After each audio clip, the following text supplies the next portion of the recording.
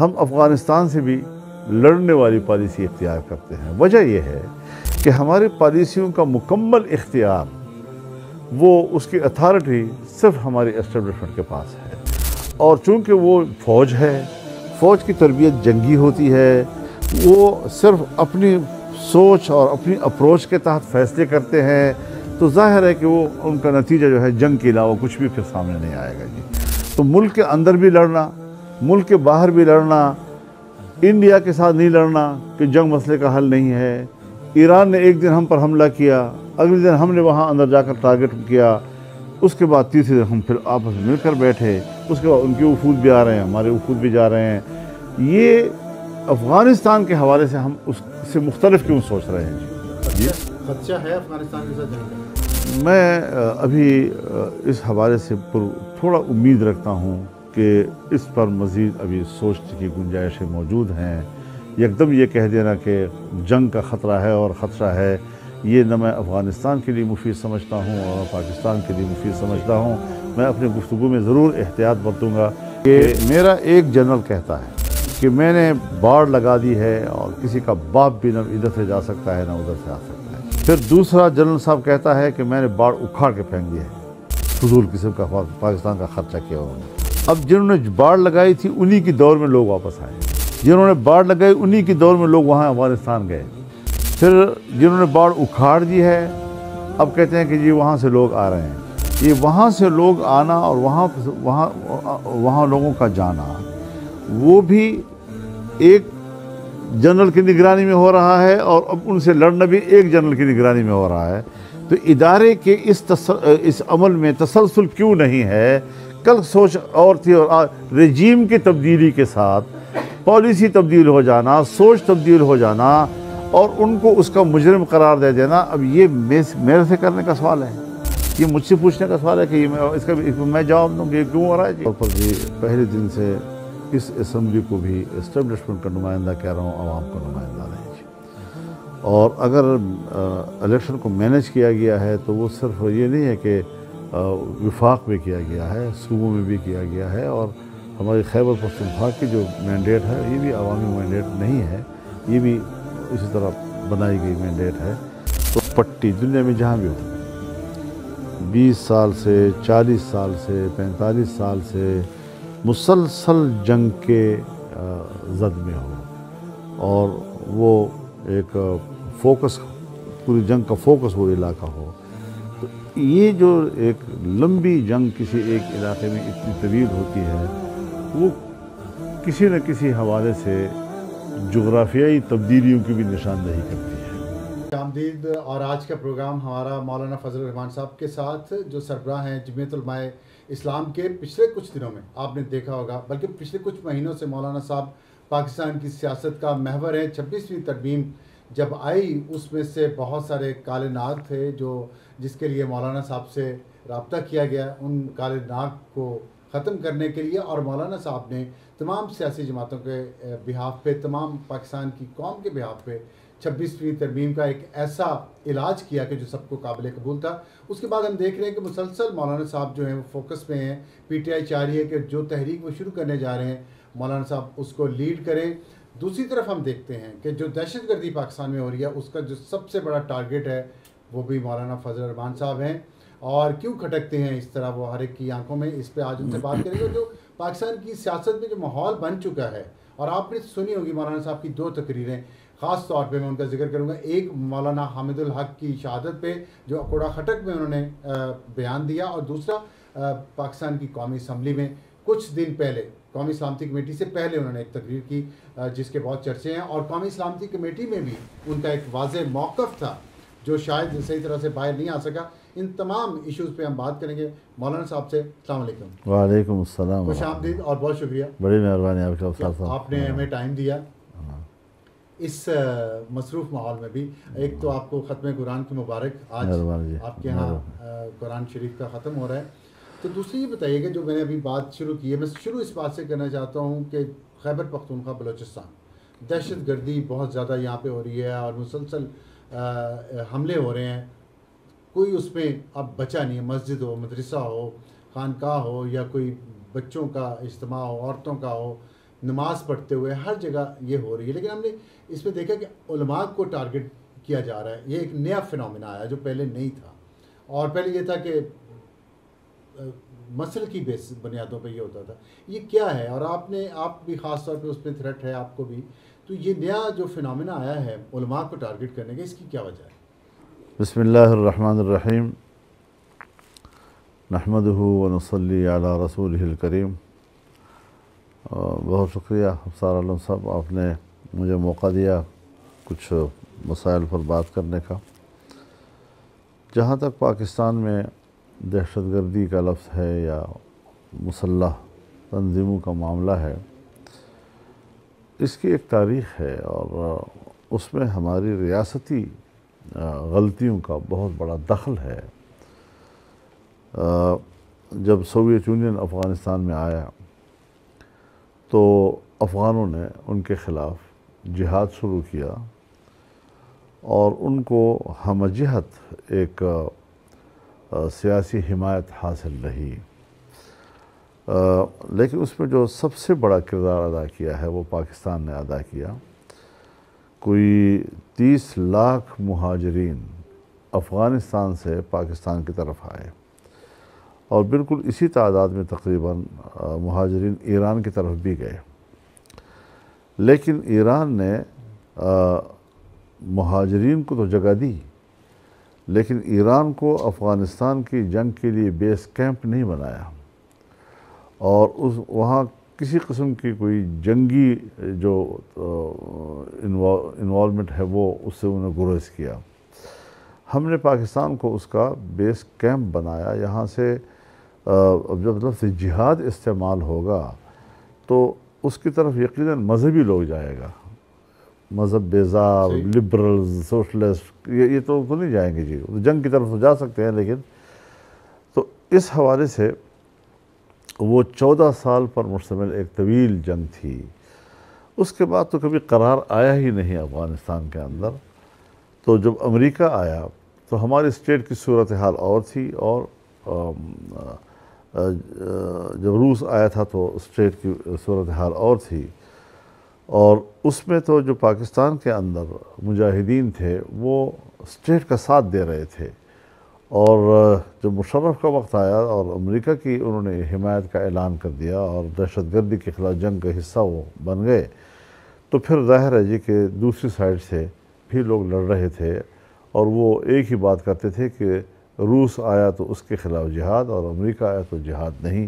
اب اس کے اتحادی بن رہے ہیں. تو اس پر ہماری اسٹیٹ لوگوں کو مطمئن نہیں کر سکی اور زبردستی اپنا ایک موقف جو ہے وہ، اور جنرل مشرف صاحب کو بھی ایک بین الاقوامی سپورٹ کی ضرورت تھی جس سے وہ پہلے محروم تھا. لیکن جب 9/11 ہوا اور امریکہ افغانستان میں کود پڑا تو امریکہ کو پاکستان کی ضرورت پڑی اور مشرف نے اس کو اپنے لیے غنیمت سمجھا کہ چلو میں ان کی ضرورت بن گیا ہوں. اس کا اس نے فائدہ اٹھایا. اس تسلسل کی بنیاد پر آج ہم دیکھ رہے ہیں کہ یہاں پر ایک مستقل جنگجویانہ ایک ذہنیت وجود میں آ گئی ہے. اب یہاں ان لوگوں میں کئی قسم کے تنظیمیں ہیں. ہم تو صرف TTP کی بات کرتے ہیں زیادہ تر کہ وہ ہے، یا پھر ہم معافی چاہتا ہوں آپ کو اگر میں تھوڑا انٹرپٹ کروں. ابھی اس وقت آپ 45 سال بعد، کیا آپ کے خیال میں جہاد کا لفظ اس وقت استعمال کرنا مناسب نہیں تھا؟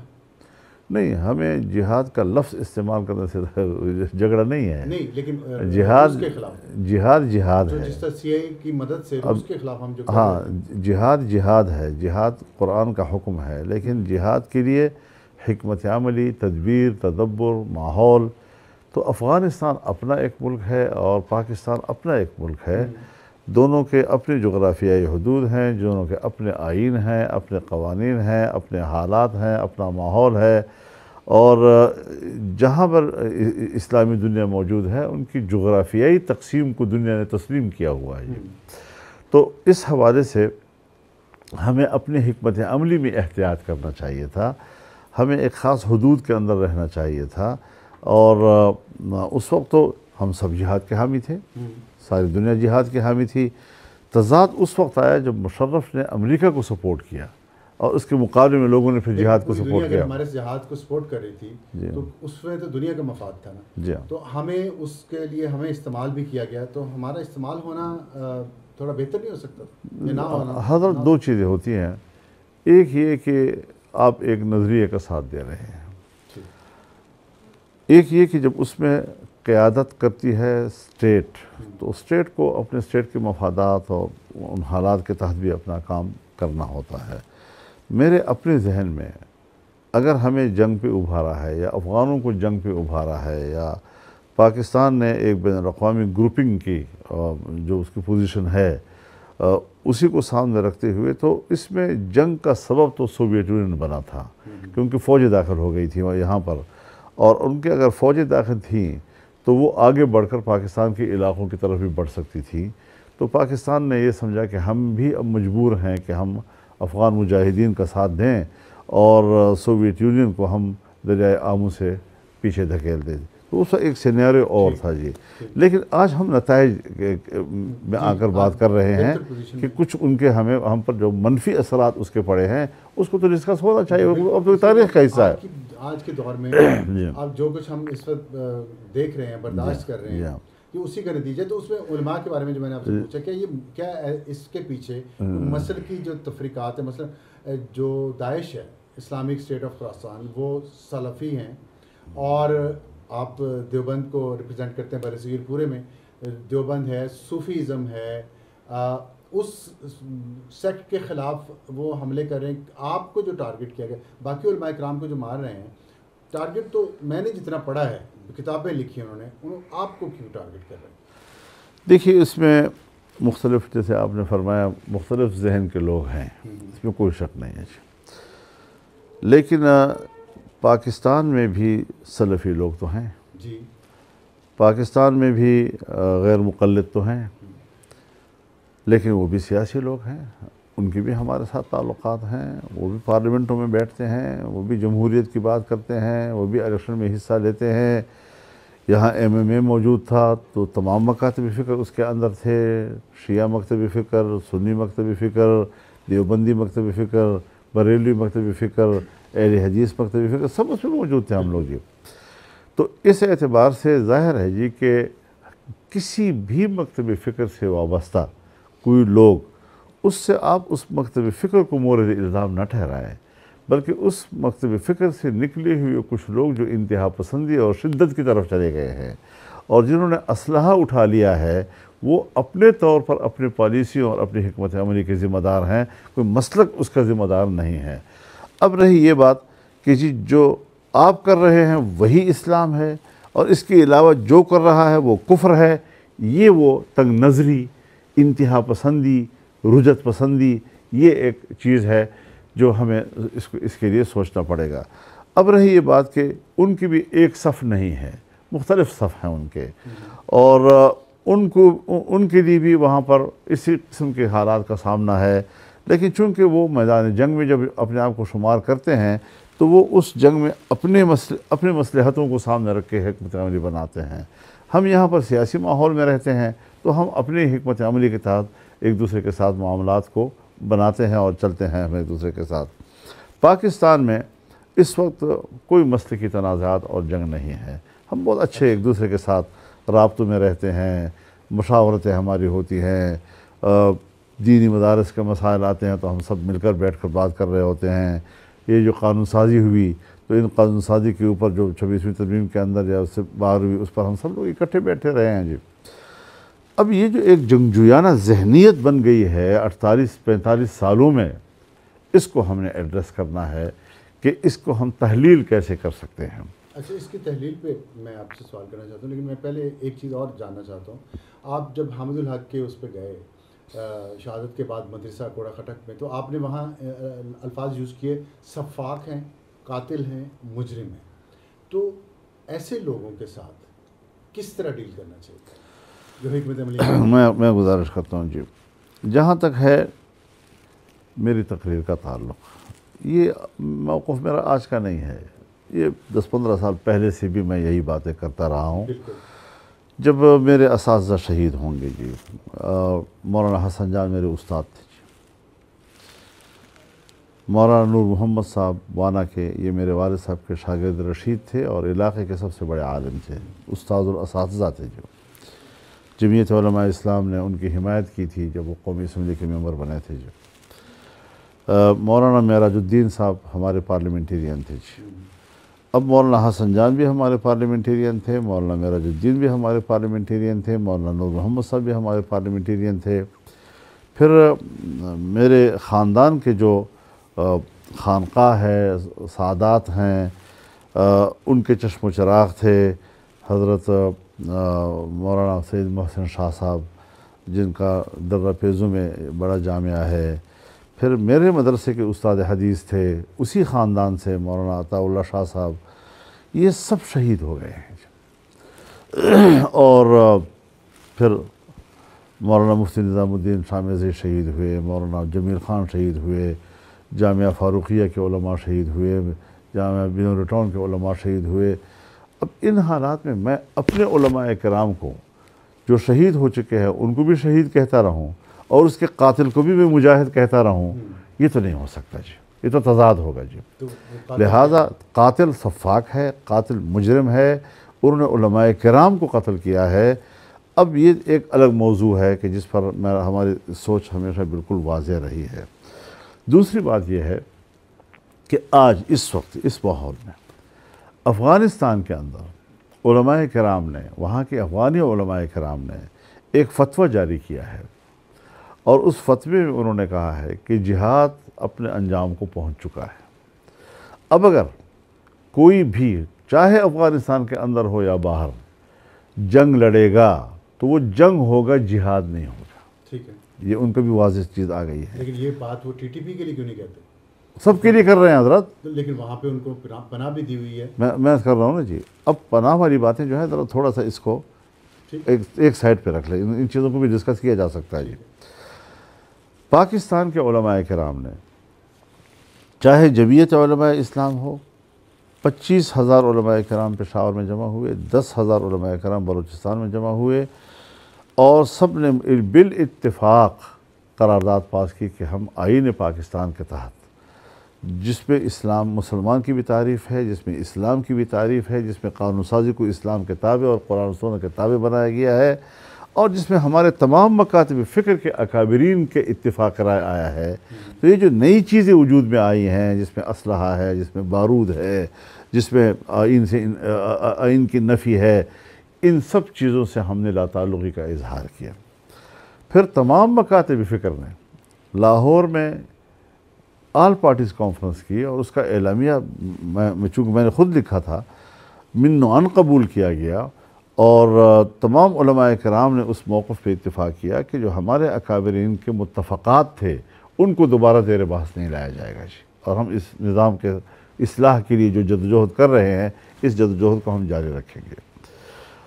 اور اس کے بعد وفاق المدارس العربیہ نے کوئی 150 علماء کرام پورے ملک کے طول و عرض سے بلائے، اور انہوں نے تو پاکستان کے اندر دینی مقاصد کے لیے صحیح، لیکن اسلحہ اٹھا کر اس کے لیے جنگ لڑنا، اس کو غیر شرعی تک کہہ دیا تھا جی۔ تو ہر ملک کے اپنے حالات ہوتے ہیں، ہم نے اپنے ملک کے لیے سوچنا ہے، اور ہم اپنے ملک کے لیے بات کرنا چاہتے ہیں۔ اب یہاں پر حضرت بات ہوتی ہے کہ ٹی ٹی پی ہو یا کوئی دوسری داعش ہو یا القاعدہ ہو یا کوئی اور جتنے بھی نام ہیں، بلوچستان کے جو جی، اس عمل سے ہمارا اگر اتفاق ہوتا تو میں یہاں آپ کے ساتھ بیٹھا ہوتا، میں کل پارلیمنٹ میں بیٹھا ہوتا جی۔ تو کیا یہی وجہ ہے آپ کے خلاف جو تھریٹ آئی ہوئی ہے کہ آپ یہاں بیٹھے ہوئے ہیں؟ ہاں، اب یہی ہے کہ اگر میرے نقطۂ نظر سے آپ کا اختلاف ہے تو آپ واجب القتل ہیں، یہ ہے انتہا پسندی۔ نظر کا اختلاف ہو سکتا ہے، میں اور طرح سوچ رہا ہوں، آپ اور طرح سوچ رہے ہیں، لیکن ہم نے ایک دوسرے کو گنجائشیں دینی ہوتی ہے۔ سیدھا جب میں آپ سے اختلاف کرتا ہوں سیدھا میں کافر ہو جاتا ہوں، اور سیدھا میں واجب القتل ہو جاتا ہوں، یہ جو ذہنیت ہے اس کو ہم نے کس طرح تحلیل کرنا ہے۔ اسی پہ میں دیکھیں جو اکوڑا خٹک پہ حملہ ہوا ہے، وہاں جو آپ نے جہاد کی بات کی، روس کے خلاف جو شروع ہوا تھا، اس میں مدرسہ حقانیہ کا بہت اہم رول تھا، اور جو طالبان کی بہت ساری قیادت وہاں سے پڑھ کے گئی تھی، اس پہ حملہ ہونا، اور ان لوگوں کی پناہ گاہ جو ہے وہ افغانستان ہے، یہ تضاد نہیں ہے کہ ٹی ٹی پی ہو یا داعش ہو، ہیں تو افغانستان کے اندر، وہاں کی طالبان حکومت یہ کہہ رہی ہے کہ جہاد ختم ہو گیا، لیکن جنہوں نے جہاد کی تربیت دی، تعلیم دی، انہیں پہ حملے وہ کر رہے ہیں، داعش اور ٹی ٹی پی۔ میں نے اس حوالے سے بہت کام کیا ہے سالون صاحب، میں اس میں کسی قسم کا کوئی آخری جملہ کہنے کے لیے تیار نہیں ہوں جی، ٹھیک، اور نہیں ایک جملے میں سارے معاملات کو بند کرنے کے لیے میں آمادہ ہوں۔ اس پر کچھ کام کرنے کی ضرورت ہے۔ وہ بتائیں۔ اور میں جب افغانستان گیا تھا الیکشن سے پہلے، تو انہوں نے مجھے دعوت دی اور میں اپنی پارٹی کی کیپیسٹی میں وہاں جانے کے لیے آمادہ ہوا، لیکن چونکہ مجھے مسائل کا پتہ تھا، کچھ مشکلات تھی مہاجرین کے حوالے سے، سرحدات کے حوالے سے، تجارت کے حوالے سے، ٹی ٹی پی کے حوالے سے، وغیرہ وغیرہ، تو میں نے یہ سوچا کہ میں ملک کو کیوں فائدہ نہ پہنچاؤں، میں اپنے ملک کی مشکل کو کیوں نہ حل کروں، اس میں کوئی کردار کیوں نہ ادا کروں۔ تو میں نے وزارت خارجہ کو، حکومت کو، اسٹیبلشمنٹ کو اعتماد میں لیا، اور ان کی مشاورت سے ہم نے ایجنڈا طے کیا کہ ہم نے وہاں کن کن ایشوز پہ بات کرنی ہے اور پاکستان کو کن مسائل پہ بات کرنی ہے، اور وزارت خارجہ میں ہمیں باقاعدہ بریفنگ دی گئی اور ہمیں بتایا گیا کہ اگر آپ جا رہے ہیں اور آپ نے ان سے بات کرنی ہے تو یہ چیزیں ہیں کہ جو ہم سمجھتے ہیں کہ ہمیں حل کرنی چاہیے۔ چنانچہ میں گیا اور میں نے وہاں ایک ہفتہ گزارا، میرے رفقا میرے ساتھ تھے، علماء کرام کا وفد میرے ساتھ تھا، اور ہم نے تمام ایشوز پر بات کی اور بات کر کے ہم نے مسائل حل کیے، نتائج حاصل کیے اس کے وہاں پر ہم نے جی، اور یہاں آ کر میں نے رپورٹ کیا، اور اس رپورٹ کو انہوں نے تسلیم کیا، قبول کیا، اپریشیٹ کیا، اس نے خراج تحسین پیش کیا مجھے جی۔ اب سوال یہ ہے آج کہ میرے تو ملک ہے، الیکشن ہو گیا، مجھے الیکشن کے نتائج تسلیم نہیں ہے، میرا اختلاف ہو گیا اسٹیبلشمنٹ کے ساتھ بھی، ان پارٹیوں کے ساتھ بھی جنہوں نے ان کو غلط الیکشن کو تسلیم کیا اور حکومتیں بنائیں، اپوزیشن میں جا کر میں بیٹھ گیا۔ اب یہ میرے داخلی معاملات پر اختلاف رائے ہے، میرے اسٹیبلشمنٹ کے اندر اور میری حکومت کے اندر یہ صلاحیت کیوں نہیں ہے کہ وہ جو ہم نے کامیابیاں حاصل کی تھیں ان کو صحیح طور پر فالو کر سکیں اور اس پر معاملات کو بہتری کی طرف لے جا سکے جی۔ وہاں دوبارہ معاملات خراب ہو گئے جی۔ اب جب معاملات خراب ہو گئے تو حضرت بات یہ ہے کہ جو لوگ جس کے بارے میں آپ نے اشارہ کیا کہ وہاں پر بیٹھے ہوئے ہیں اور پناہ میں ہیں وغیرہ وغیرہ، حضرت یہ وہاں کے لوگ ہمارے پناہ میں بھی تھے، یہ ہم پڑوسی ایسے پڑوسی ہیں کہ جہاں 20-25 سال تک ان کے لوگ ہمارے ہاں پڑھا۔ یہ جو امریکہ کے خلاف 20 سال ہم افغانی جنگ لڑ رہے تھے، تو ایک طرف ہم امریکی اتحادی تھے دہشت گردی کے خلاف، ہم نے ان کو امریکیوں کو اڈے دیے ہوئے تھے، ہم نے امریکیوں کو فضائیں دی ہوئی تھیں، ہمارے اڈوں سے اڑ کر ہمارے فضاؤں سے گزر کر وہاں پر بمبار کرتے تھے۔ دوسری طرف جو امریکہ کے خلاف لڑنے والے لوگ پاکستان میں آ گئے تھے ان کو ہم کور بھی یہاں دے رہے تھے۔ تو یہ اچھی پالیسی تھی، یہ پالیسی اچھی، میں اس ابھی بعد میں آتا ہوں جی۔ یہ سارا کچھ ہم نے کیا تو آج یہ صورتحال ہو سکتی ہے کہ جہاں ہمارے لوگ وہاں گئے 30-40 ہزار لوگ اور وہاں 20 سال تک لڑے، تو اب ان کے ساتھ مل کر مورچوں میں لڑنے کے بعد کیا اب ان کی بندوقیں اٹھا کر وہ آپ کے حوالے کر دیں کہ آپ ان کو قتل کرو جی؟ ظاہر ہے جی کہ ان کے لیے بھی مشکلات ہیں۔ تو کچھ چیزیں ایسی ہیں کہ جن میں ہم نے اتفاق رائے حاصل کیا اور انہوں نے کہا کہ ہمارا اور آپ کا مقصد ایک ہی ہے، لیکن آپ اجرت کا تقاضا کر رہے ہیں اور ہم مہلت کا تقاضا کر رہے ہیں، ہمیں ان چیزوں کے لیے وقت چاہیے، آپ کہتے ہیں فوراً کرو۔ یہ اس پہ ہمیں تھوڑا سا ایک دوسرے کو سمجھنا ہوگا اور ایک مشترکہ اسٹریٹجی کی طرف ہمیں جانا ہوگا۔ تو اس پر اتفاق رائے ہو گیا جی کہ جی ٹھیک ہے، آپ بھی جو کچھ کر سکتے ہیں۔ تو ہم نے آج معاملہ کیوں بگاڑ دیا مجھے اب اس کا پتہ نہیں ہے جی۔ کیا افغانستان معاملہ بگاڑنے کی آپ نے بات کی، کیا افغانستان سے جنگ ہونے جا رہی ہے؟ ہم ایک افغانستان کی جنگ کو نہ روئیں حضرت، ہماری پوری جو مغربی سرحد کی پٹی ہے، چاہے وہ پشتونوں پر مشتمل ہے یا وہ بلوچوں پہ مشتمل ہے، گوادر سے لے کر پنجگور اور وہ تربت سے لے کر ہمارے چترال تک اور باجوڑ تک اور یہ سارے علاقے جو ہیں اس وقت، یہ پورا ہمارے ملک کے اندر کی جو انسرجنسی ہے یہ اپنا ایک الگ ایشو ہے جو اس کے اندر ہم افغانستان سے بھی لڑنے والی پالیسی اختیار کرتے ہیں۔ وجہ یہ ہے کہ ہماری پالیسیوں کا مکمل اختیار، وہ اس کی اتھارٹی صرف ہماری اسٹیبلشمنٹ کے پاس ہے، اور چونکہ وہ فوج ہے، فوج کی تربیت جنگی ہوتی ہے، وہ صرف اپنی سوچ اور اپنی اپروچ کے تحت فیصلے کرتے ہیں، تو ظاہر ہے کہ وہ ان کا نتیجہ جو ہے جنگ کے علاوہ کچھ بھی پھر سامنے نہیں آئے گا جی۔ تو ملک کے اندر بھی لڑنا، ملک کے باہر بھی لڑنا، انڈیا کے ساتھ نہیں لڑنا کہ جنگ مسئلے کا حل نہیں ہے۔ ایران نے ایک دن ہم پر حملہ کیا، اگلے دن ہم نے وہاں اندر جا کر ٹارگٹ کیا، اس کے بعد تیسرے دن ہم پھر آپس میں مل کر بیٹھے، اس کے بعد ان کے وفود بھی آ رہے ہیں، ہمارے وفود بھی جا رہے ہیں۔ یہ افغانستان کے حوالے سے ہم اس سے مختلف کیوں سوچ رہے ہیں جی؟ خدشہ ہے آپ کو جنگ کا؟ جی خدشہ ہے افغانستان کے ساتھ جنگ کا؟ میں ابھی اس حوالے سے تھوڑا امید رکھتا ہوں کہ اس پر مزید ابھی سوچنے کی گنجائشیں موجود ہیں۔ یکدم یہ کہہ دینا کہ جنگ کا خطرہ ہے اور خدشہ ہے، یہ نہ میں افغانستان کے لیے مفید سمجھتا ہوں اور نہ پاکستان کے لیے مفید سمجھتا ہوں۔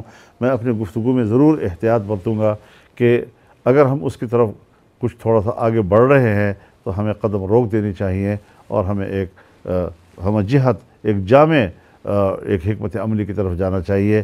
میں دعوت دیتا ہوں حکمرانوں کو کہ وہ ذرا تھوڑا سا ان تمام معاملات پر سوچیں، تمام پارٹیوں کو بلا لیں، تمام تنظیموں کو بلا لیں۔ پاکستان کے اندر سارے سوچ موجود ہیں، ہماری معیشت تباہ ہو رہی ہے، اس حوالے سے اکونومسٹ کو بلا لیں، وہ آپ کو کیا مشورہ دے رہے ہیں، سیاستدان کیا مشورہ دے رہے ہیں، اور ہمارے جو ادارے ہیں ان کی بھی اپنی ایک سوچ ہوتی ہے، ان کی بھی اپنی رپورٹس ہوتی ہیں، وہ بھی شیئر کریں سب کے ساتھ۔ جب تک ہم جامع پالیسی نہیں بنائیں گے، یہ بات غلط ہے افسر عالم صاحب کہ وہاں GHQ میں بیٹھ کر ایک ایجنڈا بھی بنا لیا جائے، ایجنڈے کے تحت آپ حکمت عملی بھی طے کر لیں، آپ ان کے نتائج بھی طے کر لیں، اور پھر آ کر آپ ہمیں کہیں کہ جی اب آپ ہمیں سپورٹ کریں تاکہ ایک قومی موقف آئے۔ اس پہ میں مزید بات کرنا چاہتا ہوں، پہلے پروگرام میں دوبارہ خوش آمدید۔ مولانا صاحب، آپ فرما رہے تھے بریک پر جانے سے پہلے کہ فیصلے ہو جاتے ہیں اور پارلیمنٹ کو آ کے بتایا جاتا ہے۔ ابھی قومی سلامتی کمیٹی کی میٹنگ بھی ہوئی ہے، اس میں ہم نے دیکھا آپ نے الگ سے ایک اعلامیہ جاری کیا، تو یہ مجھے بتائیے گا کہ آپ کی جو میٹنگ تھی اس میں آپ کو محسوس ہوا، جو آپ پہلے بھی بات کر رہے تھے کہ افغانستان سے جنگ کا خطرہ ہے یا کوئی تیاری ہو چکی ہے؟ کیونکہ بلوچستان میں بھی دیکھتے ہیں ہم، خیبر پختونخوا میں بھی، کہ جو بھی دہشت گردی ہو رہی ہے وہ اس کے ڈانڈے وہیں سے ملتے ہیں، اور وہ ساتھ انڈیا سے بھی ملتے ہیں۔ تو اس صورتحال میں کیا کرنا چاہیے؟ نواز شریف نے بھی، آپ نے بھی کہا بریک سے پہلے کہ آپ کوئی رول پلے کر سکتے ہیں اس میں، نواز شریف نے بھی یہ بات کی ہے کہ اس معاملے پہ نظر ڈالنی چاہیے۔ کیا ہو سکتا ہے، آپ یا نواز شریف کیا کر سکتے ہیں؟ آپ یکدم سے نتیجے پہ چلے گئے، میں اس سے پہلے کچھ باتیں کرنا چاہوں گا۔ جی ضرور۔ سب سے پہلی بات تو یہ ہے کہ جب ان کیمرہ اجلاس بلایا جاتا ہے تو پھر وہ گفتگو، وہ مباحثہ، وہ مکالمہ، وہ امانت ہوتا ہے۔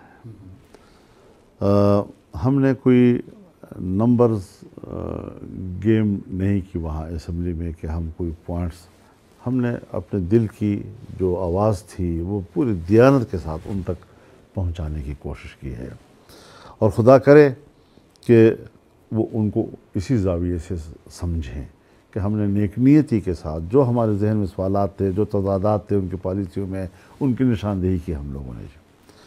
لیکن مجھے اس بات پر بہت ہی شدت کے ساتھ اس کا احساس ہوا کہ اس کے مسلسل ٹکر چلتے رہے جی، کہاں سے لیک ہوتی رہی، کون کرتا رہا ہے۔ ظاہر ہے کہ ہمارے پاس تو یہ صلاحیت نہیں تھی۔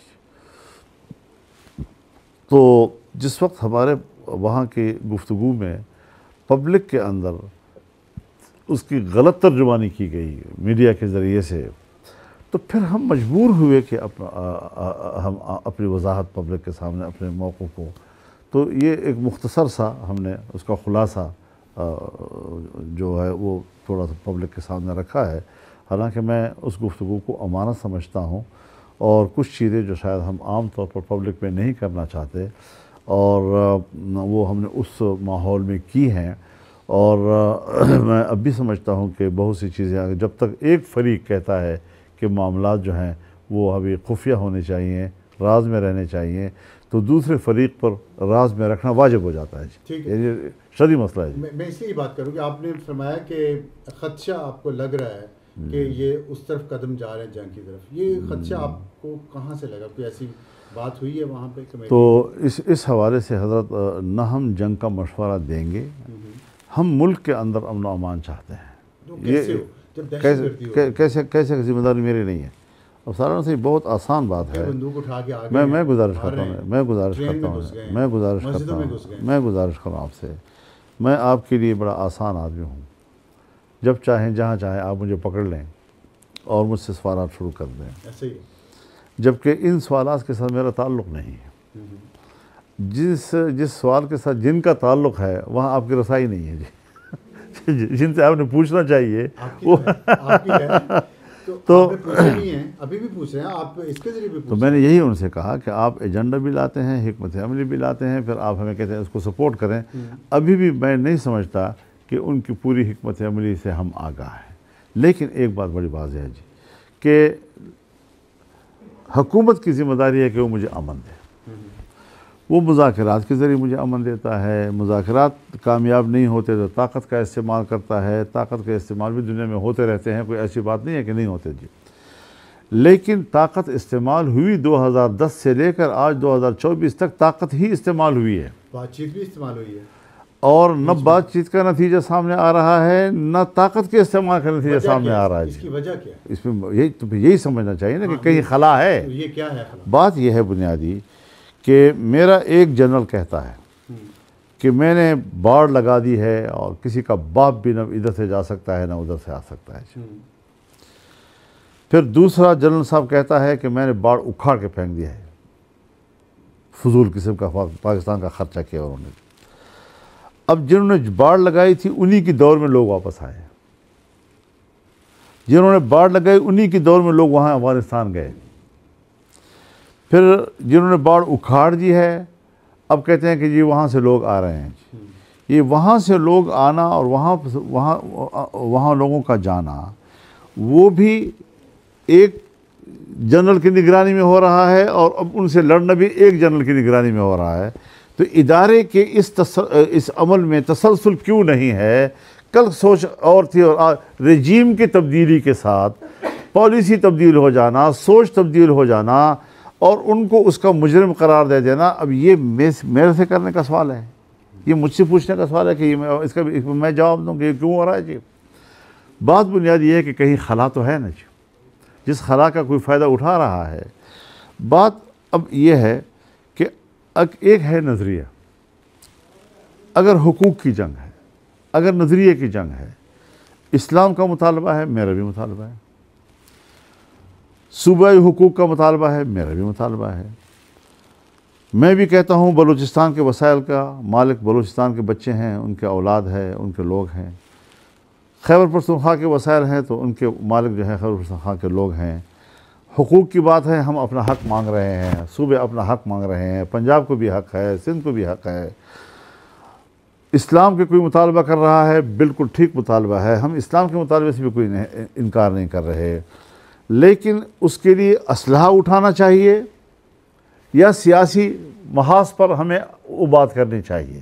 ہمارا نظریہ یہ ہے کہ سیاسی محاذ پہ بات کرنی چاہیے۔ اچھا، اس میں دیکھیں آپ نے کہا مجھ سے سوال کیوں پوچھا، یہ سارا جو دور گزرا 40 سال کا، ہم دیکھتے ہیں کہ اسٹیبلشمنٹ نے جو کچھ بھی کیا کوئی نہ کوئی سیاسی قوت ان کے ساتھ رہی ہے، کبھی MMA کی صورت میں، کبھی مسلم لیگ نون کی صورت میں، کبھی PTI، کبھی پیپلز پارٹی۔ تو اس لیے لوگ سیاستدانوں سے تو پوچھیں گے سوال۔ اس وقت مجھے یہ لگ رہا ہے کہ سیاستدانوں کا اور اسٹیبلشمنٹ کا آپس میں مسٹرسٹ ہے، اس لیے کسی نتیجے پہ نہیں پہنچا جا رہا، کسی جوائنٹ اسٹریٹجی کو فائنلائز نہیں کیا جا رہا۔ کیا یہ درست ہے؟ اس میں کوئی شک نہیں ہے۔ دیکھیے MMA جو تھا نا وہ فوج کے ساتھ نہیں تھی، لیکن اس نے ملک کے اندر سیاسی خلا پر کیا تھا، لیکن اس جو وقت پیپلز پارٹی اور جنگ تو چل رہی جو پارٹی اور مسلم۔ اب جب جنگ چھڑی تو آپ کو پتہ ہے سب سے بڑے مظاہرے میں نے کیے، MMA نے کیے، جنگ ہم نے لڑی مشرف کے ساتھ، میں ان جیل میں رہا، قاضی حسین احمد جیل میں رہے، ہمارے کارکن جیل میں رہے، ہمارے کارکن لڑتے لڑتے شہید ہو گئے. کیا ہم نے امریکیوں کو اڈے کیوں دیے ہیں جی؟ تو سب سے مد مقابل زبردست مخالف قوت جو تھی وہ ہم ہی تھے جی. پیپلز پارٹی اگر مخالف تھی تو وہ انٹرنل پالیٹکس کے حوالے سے تھی جی. مسلم لیگ اگر مخالف تھی تو وہ انٹرنل پالیٹکس کے حوالے سے تھی جی. اور جو افغانستان کے حوالے سے اور امریکہ کے وہاں مداخلت کے حوالے سے مشرف کے مقابلے میں براہ راست کوئی قوت سامنے آئی تو وہ MMA تھی، اور اس کے اندر جمعیت علماء سب سے زیادہ واضح طور پر تھی جی. اب اس فرق کو لوگ نہیں سمجھتے کہ داخلی سیاست کے حوالے سے رویے کا کیا نام ہوتا ہے، بین الاقوامی سیاست کے حوالے سے اگر رویے، تو اس فرق کو سمجھنے کے لیے بھی ہمیں ضرورت ہوگی. اور اس دور میں جب ہم جائیں گے تو یہ دونوں چیزیں جو ہیں وہ بڑے کھل کر سامنے آ جاتی تھی. اچھا، آپ نے ذکر کیا پچھلے دنوں نواز شریف صاحب کو بھی اپنا رول پلے کرنا چاہیے. آپ کے خیال میں نواز شریف صاحب کے ساتھ جو ہوا ہے پچھلے 15 سال میں 20 سال میں، اس کے بعد وہ کیا رول پلے کرے؟ جب بھی انہوں نے رول پلے کرنے کی کوشش کی ان کی تو رول ہی ختم کر دیا گیا. اب آپ کیا سمجھتے ہیں؟ اب رول ختم نہیں کرنا چاہیے نا کسی کا جی. اگر رول ہم ختم کریں گے، دیکھیے کچھ لوگ سینئرز ہوتے ہیں جی، اس کا کسی مجلس میں بیٹھنے سے ایک مجلس کی وقار پیدا ہوتی ہے. اب ان کے ساتھ ہمارا سیاسی اختلاف بھی ہے. اب وہ حکومت کر رہے ہیں اور مسلم لیگ کی حکومت ہے، ہم ان کے مینڈیٹ کو تسلیم نہیں کر رہے. لیکن سیاست میں حضرت کچھ شخصیات ایسی ہوتی ہیں کہ اختلاف رائے کے باوجود ان کو سینئر تسلیم کیا جاتا ہے، اور توقع رکھی جا سکتی ہے کہ بڑے ہونے کے ناطے وہ کوئی ایک ایسا کردار ادا کرے کہ جو مسائل کے حل کی طرف ایک امید کی بات ہو سکتی ہے. تو میں نے تو ہمیشہ ان کا احترام کیا ہے، اور ابھی آج بھی میرے دل میں ان کے لیے احترام موجود ہے. لیکن یہ ہے کہ وہ بالکل ہی ایک سین سے غائب ہو گئے ہیں، اور کوئی ان کا بظاہر بڑا کردار ان کا سامنے نظر نہیں آ رہا ہے. اگر وہ اپنی کچھ ذمہ داریوں کو لے کے آگے بڑھتے ہیں. اسپیسیفک ہوں گے آپ کے خیال میں کیا ان کو ذمہ داریاں لینی چاہیے؟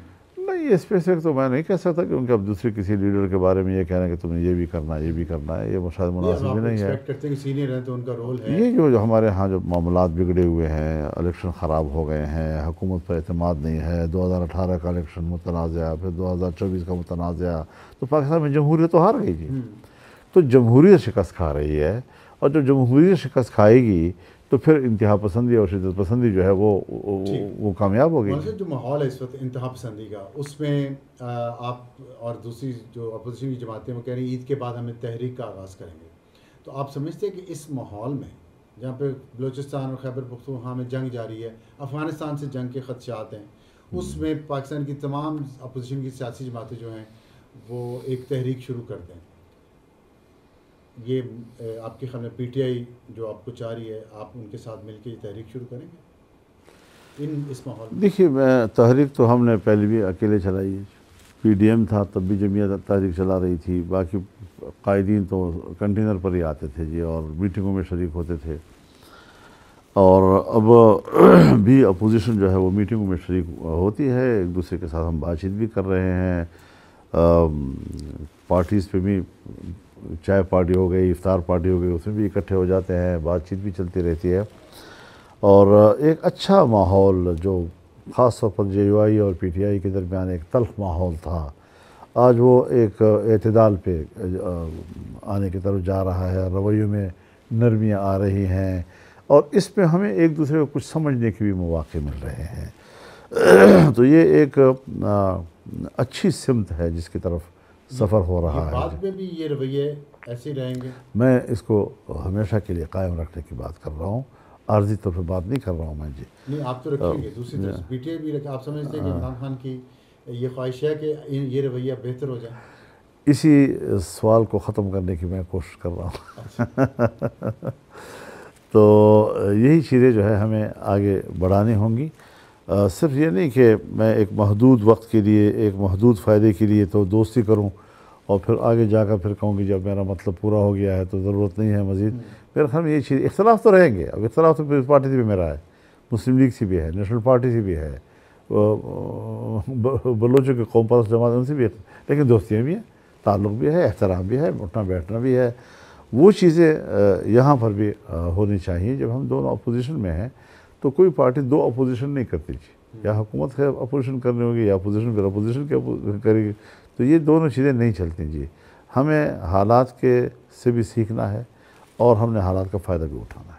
اچھا ابھی آپ یہ جو کچھ لوگ یہ باتیں کر رہے ہیں کہ پی ٹی آئی کے اسٹیبلشمنٹ کے ساتھ معاملہ طے ہو رہے ہیں اور شاید حکومت مشکل میں آ جائے گی کیونکہ حکومت اس طرح پرفارم نہیں کر پا رہی جس طرح اسے کرنا چاہیے تھا سیاسی محاذ پہ. آپ سمجھتے ہیں کہ یہ پی ٹی آئی کی اگر یہ اسٹریٹجی ہے تو یہ ٹھیک ہے اور ایسا کچھ ہو جائے گا؟ یہ متضاد قسم کی چیزیں خبریں آتی ہیں اور یہ اس قابل نہیں ہے کہ میں اس پر تبصرہ کروں. یہ ہوائی قسم کی چیزیں ہوتی ہیں, نہ کوئی اس کے پیچھے ثبوت, نہ اس کے پیچھے کوئی حالات رابطے ہیں نہیں ہیں, بات ہو رہی ہے نہیں ہو رہی. باتیں تو دنیا میں ہر جگہ ہوتی رہتی ہیں جی. کون سی دنیا کے جہاں پر کوئی نہ کوئی بات نہ ہو رہی ہو, لیکن وہ بات ہی ہوتی ہے بس, اس سے زیادہ. آپ کے خیال میں عمران خان صاحب کا رول سیاست میں ہے تو کیا ہوگا؟ یہ تو انہوں نے خود ہی طے کرنا ہے. ان کی پارٹی ہے, ان کا اپنا ایک مستقبل ہے, کیا مستقبل ہے کیا نہیں ہے. لیکن سیاست کے اندر حضرت ہمیں وہ گنجائش رکھنی چاہیے کہ کسی محاذ پہ بیٹھ کر ہم ایک دوسرے کو سمجھ سکیں اور بات چیت کر سکیں. تو اس میں عید کے بعد جو ان کا تحریک چلانے کا ارادہ ہے اور آپ کو چاہ رہے ہیں کہ آپ قیادت کریں اس تحریک کی, آپ نہیں, عید کے بعد کا جو معاملہ ہے وہ شاید ان کی طرف سے تو کوئی ایسی بات نہیں آئی, لیکن جمعیت علماء اسلام نے اپریل میں اپنی جنرل کونسل کا اجلاس بلا لیا ہے.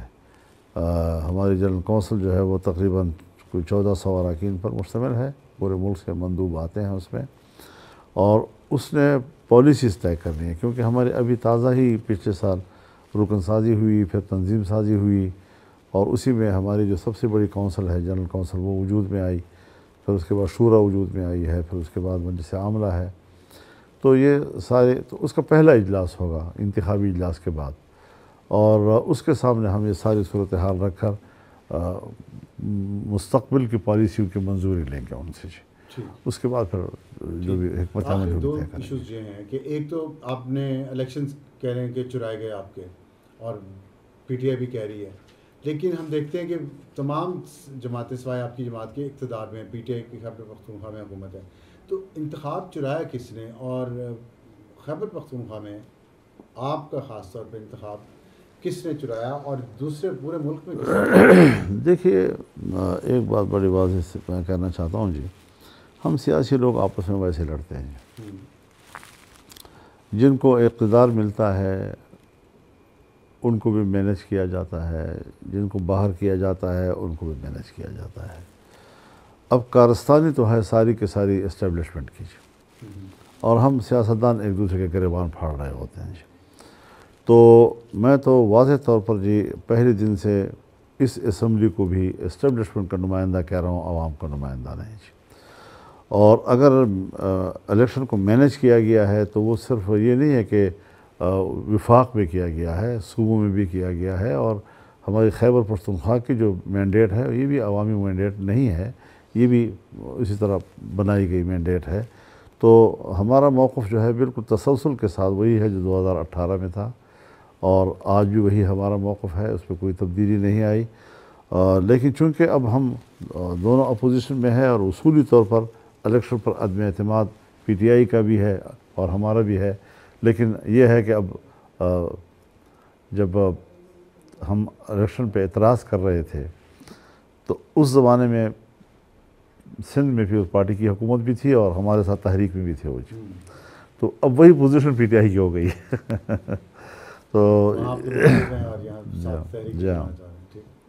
تو اچھا آخر میں یہ بتا دیں کہ بلوچستان کا مسئلہ جو ہے وہ بہت سنگین ہو گیا ہے, اور آپ نے بھی ایک تقریر میں فرمایا کہ 6-7 اضلاع جو اگر اناؤنس کر دیں علیحدگی کا تو وہاں پہ ریٹ آف گورنمنٹ نہیں ہے تو یونائٹڈ نیشن بھی انٹرونشن کرے گی. اس صورتحال میں لوگوں کے دل میں ایک وہم یا خوف بھی ہے پاکستان کے کہ شاید بلوچستان کو الگ کرنے کی کوئی سازش ہو رہی ہے یا کوئی کارروائی ہو رہی ہے. تو اس صورتحال میں آپ کیا حکومت کو کیا مشورہ دیں گے اور عوام کو کیا بتائیں گے؟ افسر صاحب, میں ایک سیاسی کارکن ہوں اور ہمارا ایک ماحول ہے, اور جو حالات جس منطقے میں جو حالات ہیں ہماری پارٹی وہاں کے قریب تر ہے. تو ظاہر ہے جی کہ حالات کو دیکھ کر ایک رائے تو بنتی ہے ہماری، اور جو صورتحال میں آپ کو اتنی بات عرض کرنا چاہتا ہوں کہ جو پٹی دنیا میں جہاں بھی ہو 20 سال سے 40 سال سے 45 سال سے مسلسل جنگ کے زد میں ہو، اور وہ ایک فوکس، پوری جنگ کا فوکس وہ علاقہ ہو، تو یہ جو ایک لمبی جنگ کسی ایک علاقے میں اتنی طویل ہوتی ہے، وہ کسی نہ کسی حوالے سے جغرافیائی تبدیلیوں کی بھی نشاندہی کرتی ہے۔ یعنی آپ خود سوچیں، یقیناً کچھ قومیں ہوتی ہیں جو بڑی استقامت کے ساتھ وہ اپنی جغرافیائی وحدت کو برقرار رکھ لیتی ہے۔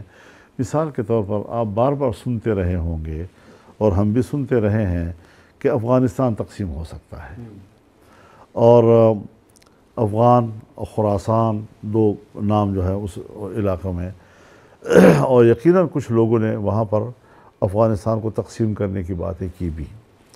میں نے خود پاکستان کے ایک قوم پرست کے زبان پہ خود سنا، جو وہ طالبان کے خلاف تھے اور وہاں جو رجیم تھی اس کی تائید کر رہے تھے۔ مجھے کہا، انہوں نے مجلس میں کہا کہ اگر طالبان دوبارہ آئے تو پھر مملکت خراسان ناگزیر ہوگا، پھر افغانستان تقسیم ہو جائے گا جی۔ لیکن ملا عمر کے زمانے میں بھی ہر چند کے شمال ان کے ساتھ نہیں تھا اس وقت جی، ان کے ساتھ، لیکن پھر بھی ان نے تقسیم کے فلسفے کو ناکام بنایا، اور آج بھی وہاں پر افغانستان کی تقسیم کے، اب یہ کہ کسی میں تو یہ سخت ہے کہ وہ وحدت برقرار رکھے، اب یہ اپنے بارے میں سوچنا ہوگا کہ ہم رفتہ رفتہ کمزور ہوتے جا رہے ہیں حضرت، ہماری جو اسٹیٹ رٹ ہے وہ کمزور ہوتی چلی جا رہی ہے۔ اس کا علاج یہ ہے کہ ہمیں مشاورت کے ذریعے سے حکمت عملیوں پر، پالیسیوں پہ نظر ثانی کرنا، فیصلے کرنے سے پہلے حکمت عملی، اور جنگجویانہ ذہنیت جو ہے اس کو کس طرح تحلیل کریں، کس طرح کمزور کریں، اس کے ایک راستہ نہیں ہے، کئی راستے ہو سکتے ہیں جی۔ ہمیں سارے راستوں پہ کام کرنا چاہیے، اور سیاسی ذہن جو ان علاقوں میں مؤثر ہے، اس سیاسی ذہن کو لا کر ہمیں اتھارٹی نہیں چاہیے ہمیں جی، کہ آپ نے ایک پپٹ جو ہے وہ سندھ میں بٹھا دیا، ایک کو بلوچستان میں بٹھا دیا، کسی کو کے پی میں بٹھا دیا، کسی کو پنجاب میں بٹھا دیا، کسی کو وفاق میں بٹھا دیا، اور آپ خوش ہو رہے ہیں کہ بس اب تو قانون سازی، آئین سازی میرے ہاتھ میں ہے، اور جو میں فیصلہ کروں گا یہ لوگ تو میری ہی تائید کریں گے۔ اس کو پھر پبلک نہیں مانتی نا۔ اب بلوچستان میں کیا وہاں کی جو گورنمنٹ ہے یا اسمبلیوں میں جو لوگ ہیں وہ عوام کے سامنے جانے کی پوزیشن میں ہیں؟ جو ہمارے بلوچ قوم پرست سیاسی رہنما تھے، جو ذہن رکھتے ہیں، سیاست کرتے ہیں، آئین کو مانتے ہیں، وہ بھی آج وہاں کے حالات کے تحت سے مغلوب ہو چکے ہیں جی۔ ان کی وہ سیاسی توانائیاں جو ہے وہ دم توڑ رہی ہیں، اور یہی صورتحال اگر یہی پختونخوا میں بھی بنتی ہے کہ ہم کوئی رول ہی ادا نہ کر سکیں اور ہماری توانائیاں دم توڑ جائیں، تو پھر ایک جنگ ہی تو مسئلے کا حل نہیں ہے، یہ جنگ انڈیا میں مسئلے کا حل نہیں ہے، یہ جنگ ایران کے ساتھ مسئلے کا حل نہیں ہے، تو پھر افغانستان میں کیسے مسئلے کا حل ہو سکتا ہے؟ بہت شکریہ مولانا صاحب، آپ سے گفتگو کا بڑا مزہ آیا، انشاءاللہ دوبارہ بھی آپ سے بات کریں گے، اجازت چاہتے ہیں۔ بڑی مہربانی، بڑی مہربانی۔